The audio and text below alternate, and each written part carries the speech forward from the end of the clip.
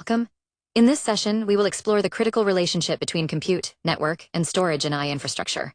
Unlike traditional data centers, AI systems operate as a single distributed supercomputer where data flow performance directly impacts training time and model accuracy. To understand AI infrastructure, we must view it as a unified triad rather than isolated silos. At the core, we have the compute nodes, typically NVIDIA DGX systems processing massive matrix operations. However, these GPUs are useless without data. This brings us to storage, which must supply data at incredible speeds. The network is the critical glue that binds them, acting as the backbone for distributed computing. In AI, time of a job is often governed by the slowest link. Therefore, the network must ensure timely message arrival across all participating nodes to prevent stalling expensive GPU resources. This diagram illustrates the integrated nature of AI infrastructure. The AI infrastructure block at the top relies on three pillars: compute nodes, high-speed network, and high-performance storage. The arrows demonstrate the continuous data loop. Compute nodes request data through the network. The network transports this request to storage. Storage serves the data back through the network, which finally feeds the GPUs in the compute nodes, completing the cycle necessary for continuous training. Flow in AI differs fundamentally from standard IT traffic. Traditional applications generate mice flows, many small, short messages. AI workloads generate elephant flows, massive, sustained data transfers used to synchronize gradients or load datasets. These flows require immense bandwidth. For example, a DGX Super POD design requires single-node bandwidth exceeding 40 GB/s to keep GPUs fed. Multiple elephant flows collide on a single link. They create congestion and high tail latency. Because distributed AI jobs wait for the last packet to arrive, a single delayed flow slows down the entire cluster. On the left, we see traditional traffic composed of many small flows or mice, which are easy for a switch to handle. On the right, AI traffic consists of few massive flows or elephants.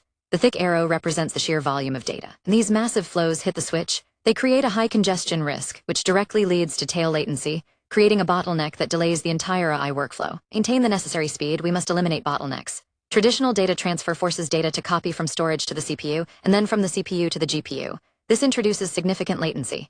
To solve this, we use remote direct memory access, or RDMA, which allows data to move directly between memory spaces of remote systems without disturbing the OS. Furthermore, NVIDIA GPU Direct Storage (GDS) establishes a direct data path between local or remote storage and GPU memory.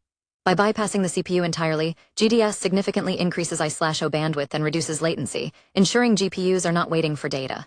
This sequence diagram contrasts the two data paths. The top section shows the traditional path, where data hops from storage to the CPU, then to GPU memory, adding an extra step in latency. The bottom section demonstrates the GPU Direct Storage path.